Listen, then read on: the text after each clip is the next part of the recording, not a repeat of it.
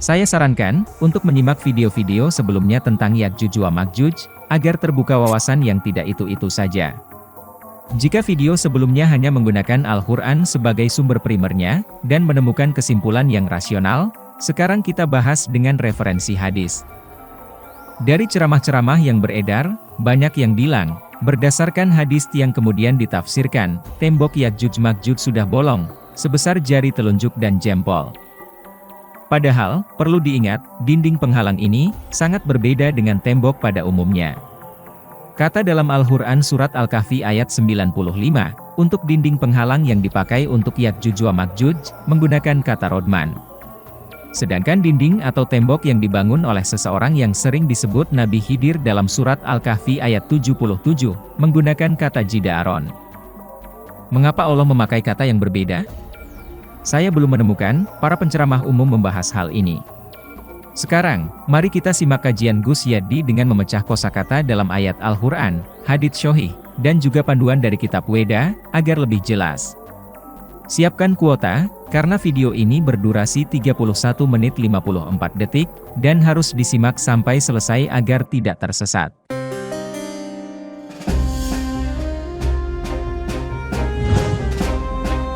Istri Nabi, Zainab binti Jahsy menceritakan, pada suatu hari, Nabi Muhammad keluar dalam keadaan takut, dan wajah beliau memerah. Kemudian beliau mengucapkan, La ilaha illallah, celakalah bagi Arab dari keburukan. Sungguh telah dekat hari terbukanya rodmi, atau dinding penghalang Ya'juj wa Ma'juj seperti ini. Beliau melekatkan ibu jari dan jari telunjuknya. Mari kita pahami redaksional bahasa Arabnya. Kalimat yang digunakan oleh Nabi Muhammad dalam hadits ini adalah, sungguh, telah dekat, terbuka, hari, sebagian, rodmi atau dinding penghalang, Ya'juj wa Ma'juj, seperti ini. Perhatikan kata rodmi, ini akan kita bahas lebih lanjut. Sehingga jika dirangkai, maka terjemahan tersebut akan menjadi, sungguh, telah dekat hari terbukanya sebagian dinding penghalang Ya'juj wa Ma'juj seperti ini. Kemudian Nabi Muhammad melakukan pemisalan dengan jari telunjuk dan ibu jarinya.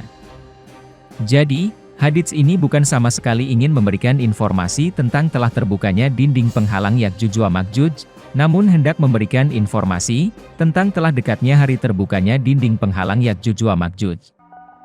Dari sejak zaman Dzulkarnain dahulu hingga sampai dengan saat ini, dinding yang dibangun oleh Dzulkarnain untuk mengurung Ya'juj wa Ma'juj itu belum berhasil ditembus oleh Ya'juj wa Ma'juj. Kemudian, ada menarik dari kata celakalah bangsa Arab, bukan celakalah penduduk sebumi. Bisa saja yang diserang Ya'juj Ma'juj memang bangsa Arab saja. Tapi kali ini, akan kita maknai sebagai konteks pada saat Nabi menyabdakan hadits, sedang berbicara kepada bangsa Arab, dan yang celaka, bukan hanya bangsa Arab saja. Memang beginilah cara menggeneralisir fungsi hadits pada umumnya. Kemudian, dinyatakan dalam Sahih Muslim 5228, dalam hadits yang sangat-sangat panjang sekali, kalau mau baca sendiri saja, kurang lebih ringkasan haditsnya seperti ini. Isa bin Maryam mencari Dajjal hingga menemuinya di pintu Lut, lalu ia membunuhnya. Setelah itu, Isa bin Maryam mendatangi suatu kaum yang dijaga oleh Allah dari Dajjal. Ia mengusap wajah-wajah mereka, dan menceritakan tingkatan-tingkatan mereka di surga. Saat itu, kemudian Allah mewahyukan kepada Isa bin Maryam dengan perkataan sebagai berikut. Sesungguhnya, aku telah mengeluarkan hamba-hambaku, yang tidak ada seorang pun yang akan sanggup membunuh mereka.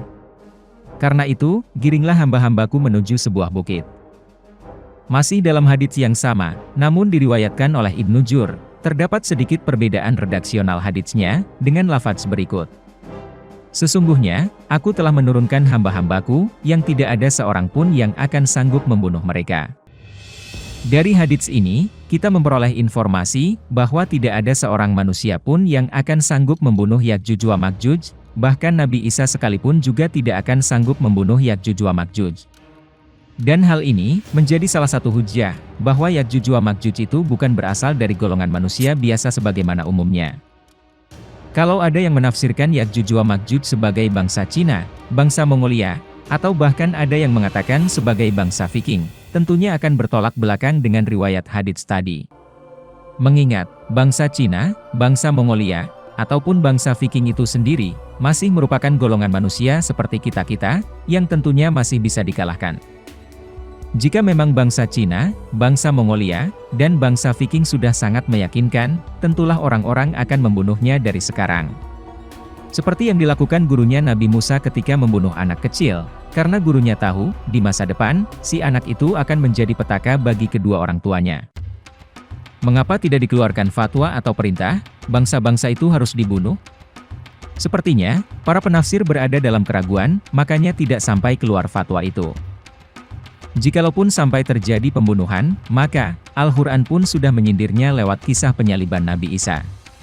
Sesungguhnya, orang-orang yang berselisih paham tentang pembunuhan itu, benar-benar dalam keraguan-raguan tentang yang dibunuhnya. Mereka tidak mempunyai keyakinan tentang siapa yang dibunuh itu, kecuali mengikuti persangkaan belaka.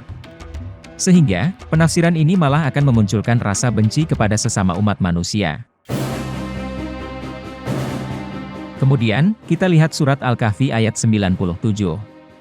Terjemahan umum mengatakan, maka, mereka tidak mampu mendakinya, dan tidak mampu melubanginya. Tapi, mari kita bedah perkataannya. Di sini, diksi kata yang digunakan untuk menjelaskan sifat tembok Ya'juj wa Ma'juj adalah Yazharuhu, yang berasal dari kata Dzoharo.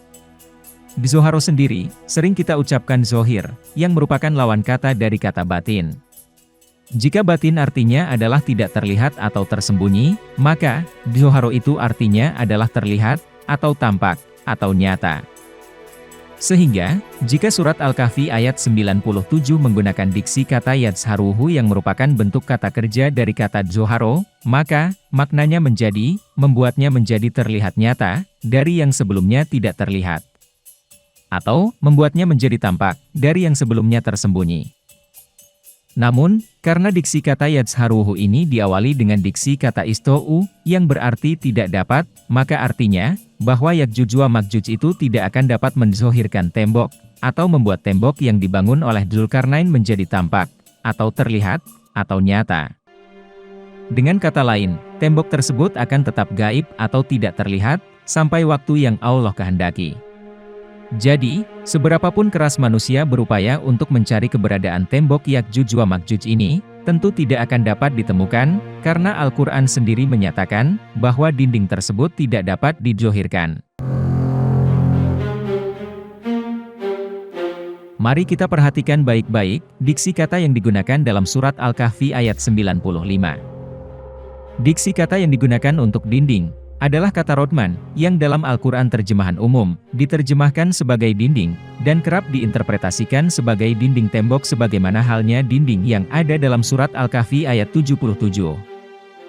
Padahal, dalam surat yang sama, yaitu surat Al-Kahfi, ketika mengisahkan tentang guru Nabi Musa yang membangun dinding tembok rumah, justru Al-Quran menggunakan diksi kata jida'aron, yang memang artinya adalah dinding tembok, dan bukan menggunakan diksi kata rodman seperti dinding Ya'juj Ma'juj. Jadi, jelas sebuah kekeliruan, jika memaksakan arti kata rodman juga sebagai dinding tembok, seperti halnya kata jida'aron. Karena, makna dari kata rodman ini, bukanlah dinding tembok, melainkan lebih kepada dinding peredam, batasan, atau dinding penghalang. Kata rodman sendiri, berasal dari kata rodmi, sebagaimana dinyatakan dalam Sahih Muslim 5129. Kata rodmi sendiri, artinya adalah peredam. Kata ini kemudian mendapatkan ziyadah, atau penambahan huruf alif di akhir kata, sehingga merubah maknanya dari yang semula mufrad, atau tunggal, menjadi bersifat jamak. Sehingga, kata rodman, kemudian menjadi bermakna dinding peredam, atau dinding penghalang yang memiliki banyak lapisan, sehingga membuatnya menjadi tebal. Lalu, apakah kejadiannya ada di bumi? Jawaban dari pertanyaan tersebut, ada hadits Nabi berikut ini. Jika ingin membaca lengkapnya, silakan baca sendiri, saya akan ringkas saja. Dari Abu Hurairah bahwa Nabi Muhammad bersabda, sesungguhnya, Ya'juj wa Ma'juj membuat lubang pada dinding peredam setiap harinya. Ketika mereka nyaris melihat cahaya matahari, maka pemimpin mereka berseru, kembalilah, kita akan membuatnya esok hari. Maka Allah mengembalikan lubang itu kembali seperti sebelumnya, seperti kondisi sedia kala. Dan ketika masa mereka telah sampai, dan Allah hendak mengirim mereka kepada manusia, maka mereka pun kembali membuat lubang pada dinding penghalang, sampai ketika mereka nyaris melihat cahaya matahari. Maka pemimpin mereka berseru, "Kembalilah, kalian akan membuatnya esok hari, jika Allah mengizinkan." Maka mereka pun menunggu, lalu mereka kembali lagi ke tempat mereka membuat lubang yang bentuknya masih seperti semula saat mereka meninggalkannya. Maka mereka terus membuat lubang, dan akhirnya mereka dapat keluar dari lubang pada dinding penghalang kepada manusia. Hadits ini memberikan informasi, bahwa Ya'juj wa Ma'juj itu selalu berupaya keras membuat lubang pada dinding peredam atau rodman yang dibuat oleh Dzulkarnain, agar mereka bisa keluar dari tempat mereka. Namun, karena tebalnya lapisan dinding penghalang tersebut, sedari pagi hari hingga menjelang matahari terbenam pun, Ya'juj wa Ma'juj hanya mampu membuat lubang kecil saja. Dan setelah matahari tenggelam, akhirnya mereka memutuskan untuk melanjutkan kembali keesokan harinya, namun pada keesokan harinya, ternyata lubang yang telah mereka buat kemarin kembali menutup ke kondisi semula. Dan ini mereka lakukan terus-menerus setiap hari, hingga waktu yang telah Allah tentukan. Itulah sebabnya, surat Al-Kahfi ayat 95 menyebut dinding peredam atau penghalang yang dibuat oleh Dzulkarnain untuk menghalangi Ya'juj wa Ma'juj, menggunakan diksi kata rodman, yang berasal dari kata rodmi, sebagaimana disampaikan Nabi Muhammad dalam Sahih Muslim 5129. Di mana, penambahan huruf alif pada akhir kata, kemudian merubah makna kata rodmi menjadi rodman, merubahnya menjadi bersifat jamak, menunjukkan banyaknya lapisan yang dibuat di dalam dinding peredam atau penghalang tersebut, sehingga menjadi tebal.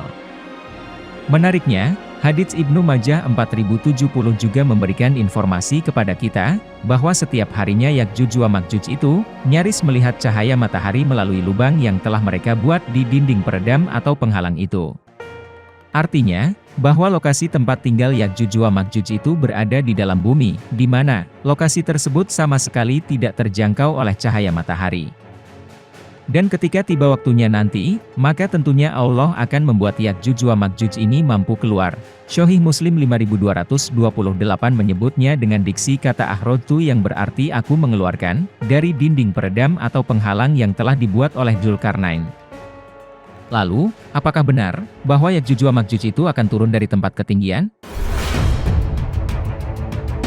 Pemahaman seperti ini, merupakan hasil terjemahan dari surat Al-Anbiya ayat 96, di mana, dalam ayat ini, diksi kata yang digunakan adalah hadabin, yang kemudian diikuti dengan kata kerja yansilun, yang diterjemahkan dalam Al-Quran terjemahan umum sebagai turun dari tempat yang tinggi. Kalau turun itu, seharusnya diksi kata yang digunakan adalah yansilun, bukan yansilun.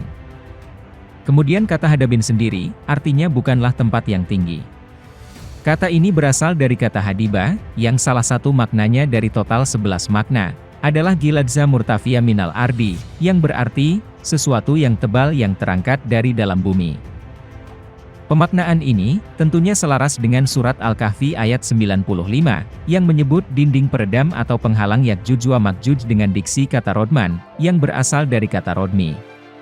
Di mana, penambahan huruf alif pada akhir kata, kemudian merubah maknanya menjadi bersifat jamak, menunjukkan banyaknya lapisan yang dibuat di dalam dinding peredam atau penghalang tersebut, sehingga menjadi sangat tebal. Selain dinding peredam atau penghalang itu sangat tebal, surat Al-Kahfi ayat 96 juga menyebutkan, bahwa dinding peredam atau penghalang itu dibuat oleh Dzulkarnain dari campuran unsur besi dan tembaga.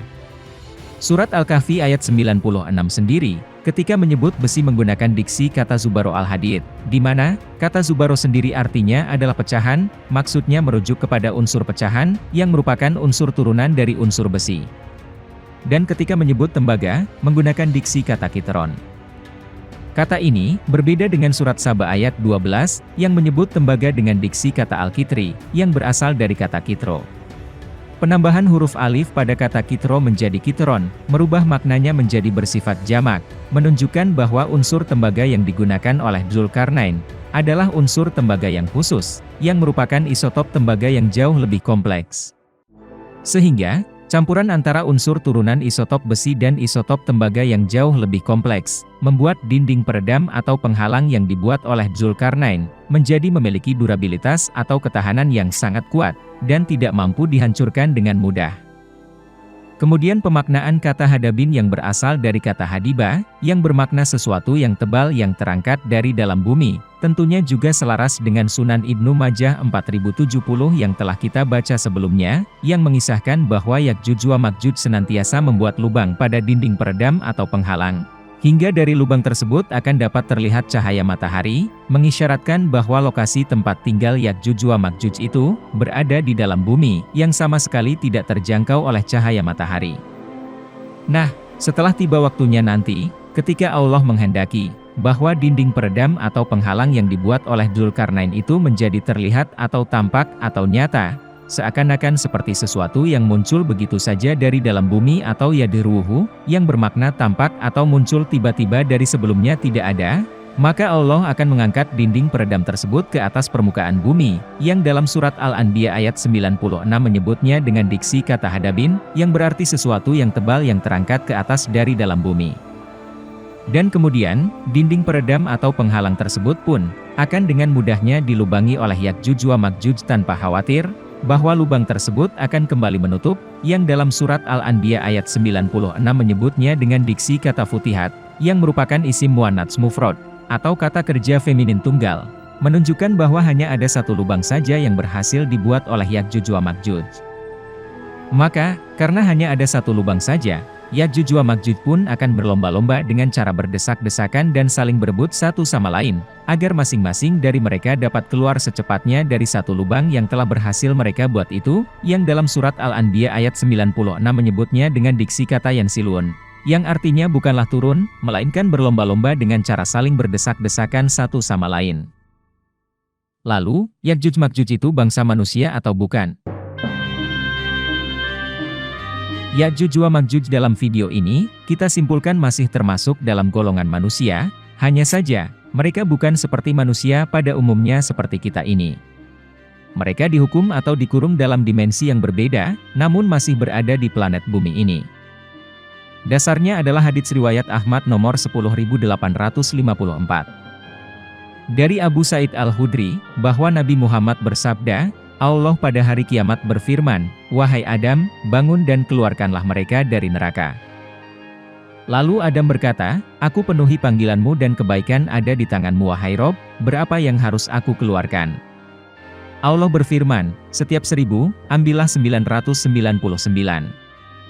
Beliau bersabda, "Maka pada saat itu, anak kecil akan beruban, dan semua wanita yang hamil akan gugur kandungannya, dan kamu melihat manusia dalam keadaan mabuk, padahal sebenarnya mereka tidaklah mabuk, akan tetapi karena azab Allah itu sangat kerasnya." Abu Sa'id berkata, bahwa para sahabat bertanya, "Wahai Rasulullah, di manakah kedudukan seorang dari kami dalam bilangan itu?" Nabi bersabda, 999 itu adalah dari Ya'juj wa Ma'juj, dan yang satu itu dari kalian. Para sahabat pun bertakbir. Nabi Muhammad kemudian bersabda, "Tidak ridhokah kalian, jika kalian adalah seperempat dari penduduk surga? Demi Allah, sungguh aku berharap kalian adalah sepertiga dari penduduk surga, dan demi Allah, sungguh aku pun berharap kalian adalah setengah dari penduduk surga." Para sahabat pun bertakbir kembali. Lalu Nabi bersabda, "Adapun kalian pada hari kiamat dalam bandingan seluruh manusia, dari zaman Adam hingga hari kiamat, adalah seperti selembar bulu putih pada kulit sapi yang berwarna hitam, atau seperti bulu hitam pada kulit sapi yang berwarna putih." Lewat hadits ini, ada indikasi kalau Ya'juj wa Ma'juj masih di bawah kuasa Adam, hingga Allah kemudian memerintahkan Adam untuk mengeluarkannya dari neraka.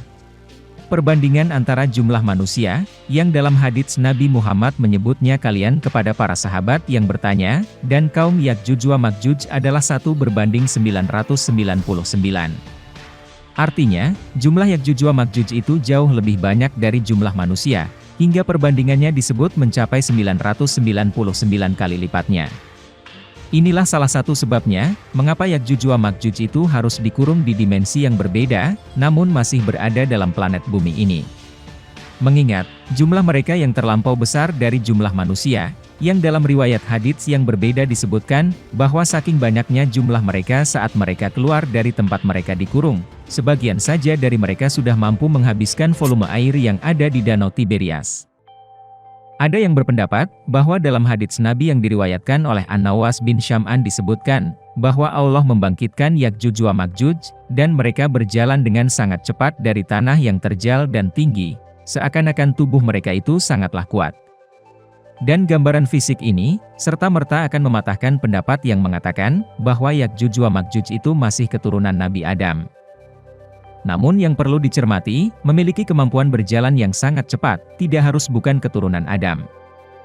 Dalam Musnad Ahmad 10.854 dinyatakan, bahwa Ya'juj wa Ma'juj yang jumlahnya 999 kali lipat dari jumlah manusia itu, masih termasuk dalam sebutan seluruh manusia, dan ini pula sebabnya, mengapa pada hari kiamat nanti, Allah akan memerintahkan Nabi Adam untuk mengeluarkan seluruh keturunannya dari dalam neraka, termasuk pula halnya dengan Ya'juj wa Ma'juj. Selain itu dalam hadits Ibnu Majah 4070 dinyatakan, bahwa tempat Ya'juj wa Ma'juj itu berada di dalam bumi yang sama sekali tidak terjangkau oleh cahaya matahari, yang kemudian diperkuat oleh surat Al-Anbiya ayat 96 yang mengisahkan, bahwa Ya'juj wa Ma'juj itu yansilun, yaitu bergegas dan berlomba-lomba dengan cara berdesak-desakan atau berebut untuk menuju satu lubang yang telah berhasil mereka buat. Artinya, akibat dari mereka tinggal di dalam bumi yang jauh dari permukaan bumi selama ribuan tahun lamanya, mengakibatkan tubuh mereka mampu beradaptasi dengan kuatnya daya tarik energi gravitasi yang sangat kuat, yang berasal dari inti bumi. Perlu diketahui, semakin mendekati inti bumi, maka akan semakin besar pula daya tarikan gravitasinya. Sehingga, ketika mereka telah sampai di permukaan bumi yang jaraknya jauh dari inti bumi, maka tentunya secara otomatis mereka pun akan mampu bergerak dengan sangat leluasa, dan bahkan dengan sangat cepat, akibat dari perbedaan daya tarik gravitasi dari sebelumnya berada di lokasi yang daya gravitasinya lebih kuat, kemudian berada di lokasi yang daya gravitasinya lebih lemah dibanding dari tempat tinggal mereka sebelumnya. Dan dalam hukum fisika, tentunya hal ini adalah sesuatu yang lumrah yang akan dialami oleh siapapun, ketika ia mengalami perpindahan tempat dari lokasi yang kuat gravitasinya, ke tempat yang lebih lemah gravitasinya. Tubuhnya akan menjadi jauh lebih ringan, dan ia akan mampu bergerak dengan lebih cepat.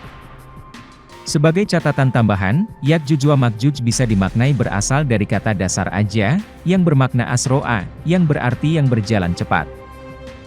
Lalu, apakah ada penjelasan tentang dimensi bumi? Tentu saja ada.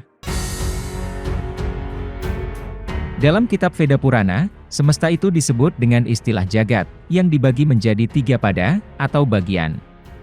Yaitu 1. Arcapada, yakni semesta bagian bawah yang tidak diterangi cahaya matahari. 2. Madhyapada, yakni semesta bagian tengah yang diterangi cahaya matahari. 3. Mayapada, yakni semesta bagian atas yang menyala sendiri, dan tidak memerlukan penerangan cahaya apapun. Kemudian, 3 bagian jagat ini masih terbagi lagi menjadi 14 loka. Kemudian, 1 loka terbagi lagi menjadi 7 dripa. Dan 1 vipa, terbagi lagi menjadi 9 farsa. Jadi, hierarkinya adalah seperti ini. Nah, padanannya dalam Al-Quran adalah sebagai berikut. Pertama, kitab Veda Purana menyebutkan bahwa jagat itu terdiri dari 3 bagian yang disebut sebagai pada. Yakni, Arcapada, bagian bawah, Madhyapada, bagian tengah, dan Mayapada, bagian atas. Sementara Al-Quran Surat Toha ayat 6, menyebutnya dengan diksi kalimat, Samawati wal ardi, wa ma bainahuma, wa ma tahta syaro. Langit dan bumi, dan yang berada di antara keduanya, dan yang berada di bawah tanah. Nah, padanan dari keduanya, adalah sebagai berikut. Arcapada, yaitu wa ma tahta syaro, yang berada di bawah bumi. Madhyapada, yaitu al-ardi, atau bumi. Kemudian Mayapada, yaitu samawati wa ma baina samawati wal ardi, atau langit, dan yang berada di antara langit dan bumi. Kedua, kitab Veda Purana juga menyebutkan, bahwa selain jagat itu terdiri dari 3 pada, atau bagian, kemudian jagat, juga terdiri dari 14 loka. Sementara, Al-Quran Surat At-Talaq ayat 12, menyebutnya dengan diksi kalimat, Sab'a samawat, wa minal ardi mitslahunna. Yaitu 7 lapis langit, dan bagian bumi yang seperti 7 lapis langit. Adapun susunan dari 7 loka yang mencakup wilayah dari bumi sampai ke langit menurut kitab Veda, adalah sebagai berikut. Buhloka atau burloka, yakni bumi beserta langit lapis ke-1. Al-Quran menyebutnya dengan diksi kata sama ad-dunya, yang berarti langit dunia. Kemudian buah loka atau buar loka, swahlok atau swarloka, tapaloka, janaloka, mahaloka, dan satyaloka, yakni langit lapis ketujuh.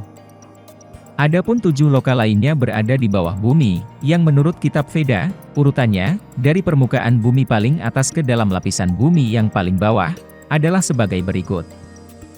Patala atau Atala, Wetala, Nitala, Mahatala, Sutala, Talatala, Rasatala, yakni bumi lapis ketujuh.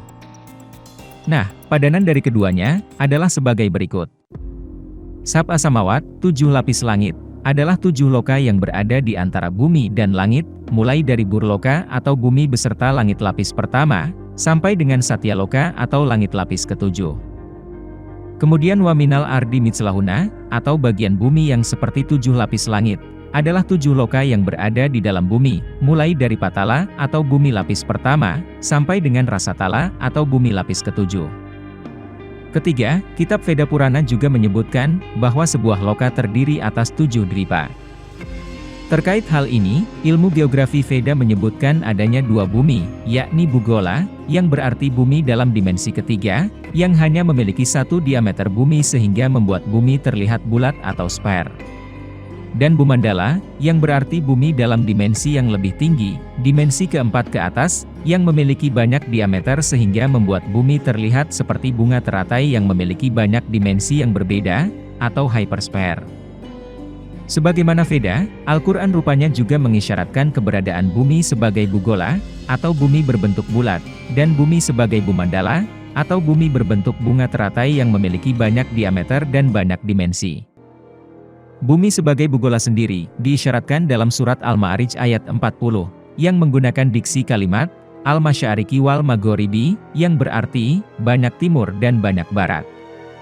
Dan juga dalam surat Ar-Rahman ayat 17 yang menggunakan diksi kalimat, Al-Masyrikoin, dan Al-Maghribain, yang berarti, 2 timur dan 2 barat.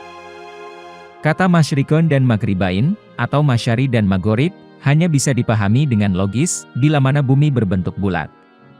Adanya banyak timur dan banyak barat di permukaan bumi, jelas menunjukkan adanya perbedaan zona waktu pada setiap wilayah di bumi, yang artinya terdapat perbedaan waktu terbit dan waktu terbenamnya matahari pada setiap wilayah yang ada di bumi. Sedangkan bumi sebagai Bumandala, atau bumi berbentuk bunga teratai yang memiliki banyak diameter dan banyak dimensi, diisyaratkan dalam surat Ar-Rahman ayat 33 yang menggunakan diksi kalimat, Aktoris Samawati wal Ardi. Kata aktor, yang sering diterjemahkan sebagai penjuru ini, sebenarnya merupakan isim jamak dari kata kutro, yang berarti garis tengah atau diameter. Sehingga, kalimat Aktoris Samawati wal Ardi mengindikasikan, bahwa lapisan-lapisan langit dan planet bumi itu memiliki banyak garis tengah atau diameter. Penggunaan kata aktor yang berbentuk jamak di sini, sekaligus memberikan informasi mencengangkan, bahwa sebuah objek yang memiliki diameter tunggal, tentunya bentuknya akan mengacu pada bentuk 3 dimensi yang berbentuk bulat sempurna. Sedangkan, sebuah objek yang memiliki banyak diameter, tentunya bentuknya akan mengacu pada bentuk lebih dari 3 dimensi, atau dimensi keempat ke atas, yang bentuknya bisa menyerupai bunga teratai, atau hypersphere. Nah, kalimat Aktoris Samawati wal Ardi inilah, yang menjadi hujjah, bahwa Al-Quran pun memberikan isyarat bumi sebagai Bumandala, atau bumi berbentuk bunga teratai yang memiliki banyak diameter dan banyak dimensi. Dan ilmu geografi Veda menyebutkan, bahwa bumi sebagai Bumandala memiliki 7 dimensi paralel, yang disebut sebagai dwipa. Adapun ketujuh dwipa tersebut adalah, Jambu Dwipa, yaitu dimensi bumi paling tengah yang ditempati oleh manusia, Plaksa Dwipa, Salmali Dwipa, Kusa Dwipa, Kraunca Dwipa, Saka Dwipa, dan Puskara Dwipa. Keempat, kitab Veda Purana juga menyebutkan bahwa sebuah dwipa terdiri atas 9 bagian wilayah yang berdampingan, yang disebut sebagai farsa. Sementara, Al-Quran Surat Ar-Rodu ayat 4, menyebutnya dengan diksi kalimat, Wafil ardi kitoun mutajawirot, yang berarti, dan di bumi, terdapat bagian-bagian bumi yang berdampingan. Jambu Dwipa sendiri, sebagai dimensi bumi paling tengah yang ditempati oleh manusia, masih terbagi lagi atas 9 bagian wilayah yang berdampingan, yang disebut sebagai farsa. Adapun nama dari 9 bagian yang disebut farsa adalah, Bharata Varsha, yakni bagian bumi yang ada di dimensi bumi Jambudvipa, yang masih bisa dijangkau oleh penglihatan normal manusia. Lalu ada Ilavrita Varsha, Ramyaka Varsha, Hiranmaya Varsha, Kuru Varsha, Bhadrasva Varsha, Hari Varsha, Ketumala Varsha, dan Kimpurusa Varsha. Hanya Bharata Varsha lah, yang merupakan dimensi bumi Jambudvipa, yang masih bisa dijangkau oleh penglihatan normal manusia. Sedangkan kedelapan Varsha lainnya, tidak dapat dijangkau oleh penglihatan normal manusia.